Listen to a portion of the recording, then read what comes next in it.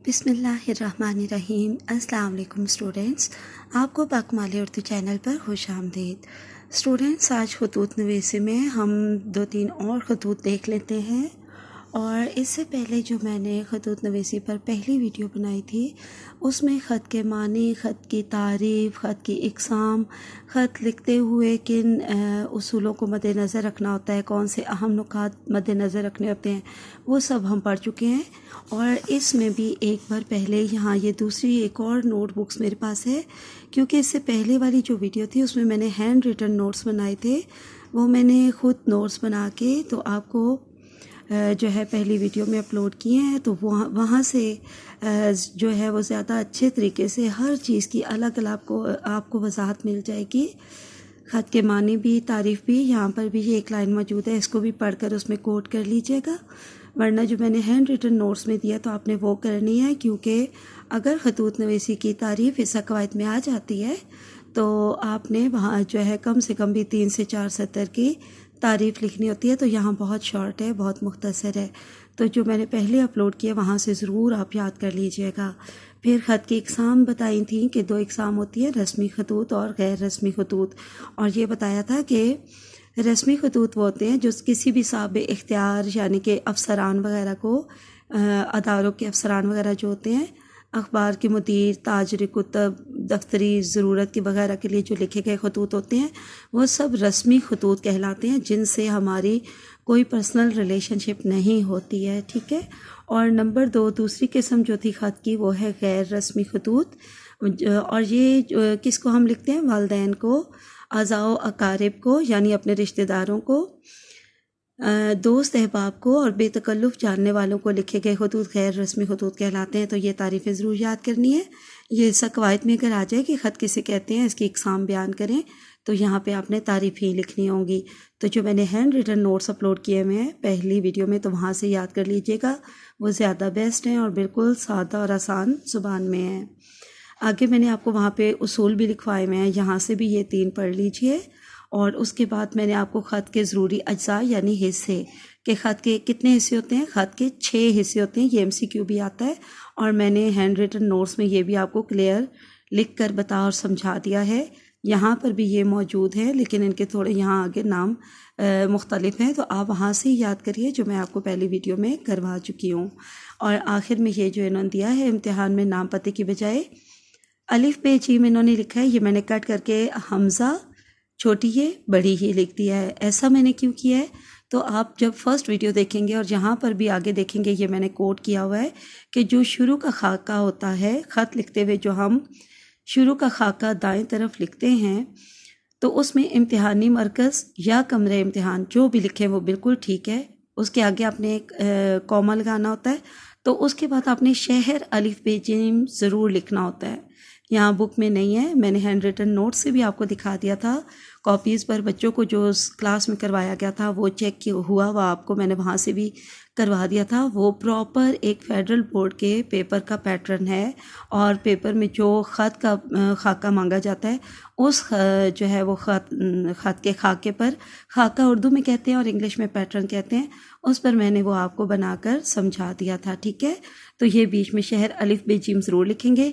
तो जब हम शुरुआती इस ख़त के खाके में शहर अलिफ बे जीम लिख देंगे, तो इसलिए फिर जब आखिर में हम पता लिखेंगे तो वहाँ पर दोबारा अलिफ बे जीम नहीं लिखेंगे, बल्कि वहाँ पे हमज़ा छोटी ये बड़ी ये लिखेंगे हर ख़त के एंड में।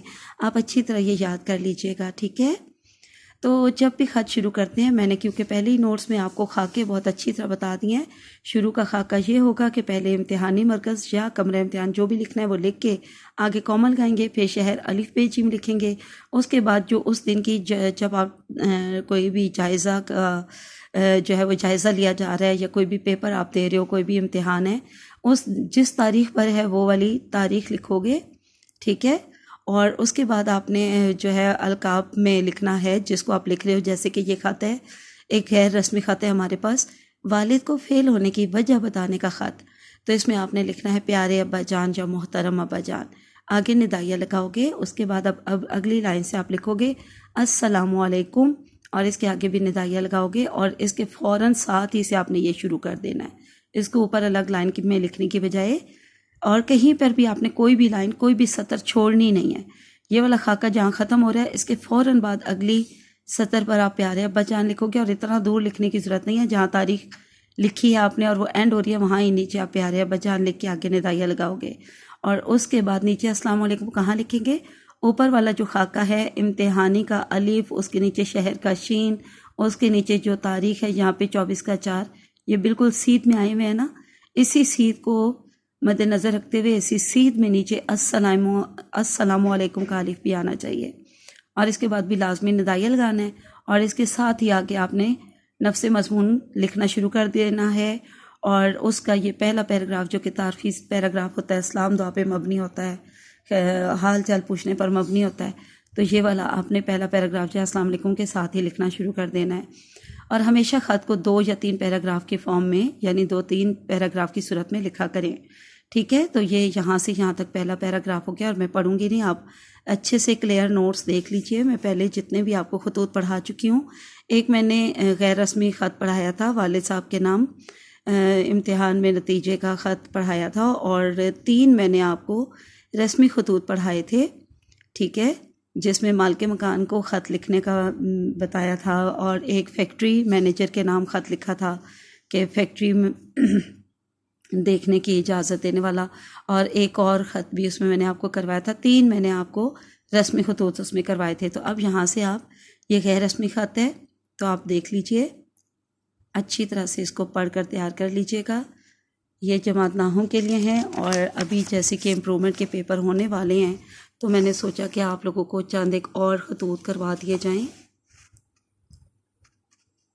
ساتھ ساتھ میں آپ کو روداتیں بھی کروا رہی ہوں، آبیتیاں بھی کروا رہی ہوں. تو وہ بھی جو ہے پلے لسٹ ضرور دیکھیے گا. اپنے امتحان کی بہت اچھی تیاری کریے گا. جو امپرومنٹ کے پیپر دے رہے ہیں وہ بچے بھی، اور جو اسکول میں ابھی 9th کلاس میں گئے ہیں اور ٹیسٹ وغیرہ ہو رہے ہیں، اور آگے بھی بورڈ ایگزام بھی تیار کرنا ہے، تو اس کے لیے بھی آپ کو یہ سب ضرورت ہوں گے. جی یہ پہلا خط مکمل ہوا. تو آپ نے یہاں دیکھا کہ یہ جو اینڈنگ پیٹرن ہے، ایک تو بہت ادھر نہیں لکھنا، لیفٹ سائڈ پہ لکھنا ہے. ٹھیک ہے، اور وسلام آپ کا بیٹا حمزہ چھوٹی یہ بڑی یہ. ٹھیک ہے، ظاہر ہے اوپر شہر کو جو ہم نے الف بے جیم لکھ دیا، تو دونوں جگہوں پہ الف بے جیم نہیں لکھنا. یا تو آپ حمزہ چھوٹی یہ بڑی یہ لکھ دیں، یا پھر آپ دال ڈال زال لکھ دیں. ٹھیک ہے، بس چینج ہونا چاہیے. آگے دوسرا غیر رسمی خط دیکھ لیں. دوست کے نام غیر اسلامی رسومات سے بچنے کی تلقین کا خط. تو یہ دوستوں کو جب ہم لکھتے ہیں، ہمارے بہت قریبی اور مچرے جو دوست ہوتے ہیں، تو ان کو لکھا جانے والا خط بھی غیر رسمی خط کہلائے گا. اسی طرح آپ نے دائیں طرف جو ہے یہ اوپر کا پیٹرن خط کا لکھنا ہے. امتحانی مرکز کوما شہر الف بے جیم، پھر تاریخ لکھنی ہے، جیسے کہ یہاں 24 ستمبر 2024. پیارے دوست، اور یہ بہت ادھر نہیں لکھنا، جیسے کہ میں نے آپ کو کہا یہاں پہ جہاں یہ ختم ہو رہی ہے اس سے ایک فنگر کا آپ نے اس طرح سے فاصلہ دیکھ لینا ہے، اور وہاں نیچے لکھ دینا ہے پیارے دوست، اور آگے ندائیہ، اس کے بعد السلام علیکم، اس کے بعد ندائیہ، اور پھر آپ نے پہلا یہ نفس مضمون کا پہلا پیراگراف حال چال پوچھنے والا، تو یہ تعارفی پیراگراف جو بھی اس کو کہیں گے یہ لکھنا ہوگا. اس کے بعد اگلے جو 2 پیراگراف ہوں گے اس میں درمیان والا پیراگراف جو ہے وہ نفس مضمون پر مبنی ہوگا، یعنی جو عنوان ہے اس پر. اور اس کے بعد یہاں پر 2 ہیں اور 2 لکھیں تو بیسٹ ہے، ٹوٹل 4 پیراگراف ہو جائیں گے. ٹھیک ہے، ذرا تفصیلی خط ہے، اچھی طرح پڑھ لیں بیٹے، اور یہ بہت اچھی طرح یاد کرنے ہیں. یہ سارے وہ ٹاپکس ہیں جو فیڈرل بورڈ میں ریپیٹ ہو چکے ہیں. ٹھیک ہے، آتے رہتے ہیں. اور یہ پھر آخر میں آپ نے جو ہے یہ لکھنا ہے. امید ہے آپ میری باتوں کو بطور دوست بغور جائزہ لیں گے، اپنی اصلاح کریں گے. ہمارا کام تھا درد دل سے بتانا. اللہ آپ کو عمل کی توفیق دے.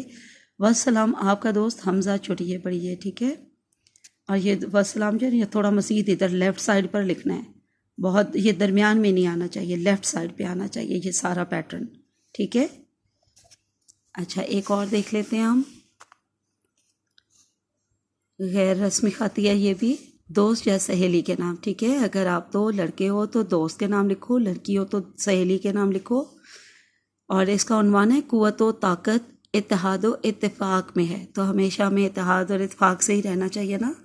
اسی طرح دائیں طرف کا خاکہ، یعنی دائیں طرف کا پیٹرن شروع والا، امتحانی مرکز قوما شہر الف بے جیم، اور پھر تاریخ پھر پیاری سہیلی ندائیہ، آپ لوگ جو اگر لڑکے ہو تو پیارے دوست لکھیے گا ندائیہ، السلام علیکم ندائیہ۔ پھر آپ نے یہ پہلا پیراگراف جو کہ بہت مختصر صحیح ہوتا ہے، اور اس کے بعد اگلے 2-3 پیراگراف نفس مضمون کے، پھر اینڈنگ پیراگراف، اور آخر میں جو دعا سلام کی جاتی ہے اختتامیہ جو ہوتا ہے۔ میری دعا ہے کہ اللہ تعالی ہمیں اتفاق عطا کرے اور استحکام سے نوازے۔ پھر آپ نے اینڈنگ پیراگراف لیفٹ سائڈ پر لکھنا ہے، تھوڑا ادھر کر کے، ٹھیک ہے؟ یہ تھوڑا درمیان میں لگ رہا ہے، درمیان سے تو ہٹا ہوا ہی ہے، لیکن پھر بھی آپ نے تھوڑا سا مزید اس کو لیفٹ سائڈ پر لکھنا ہے، ٹھیک ہے؟ والسلام، آپ کی دوست، اگر لڑکیاں تو آپ کا دوست لکھیں گے، حمزہ چھوٹی ہے بڑی ہے۔ تو چلیں آج کے لیے یہ 3 عنوانات کافی ہیں، باقی پھر پڑھیں گے انشاءاللہ۔ اللہ حافظ، فی امان اللہ۔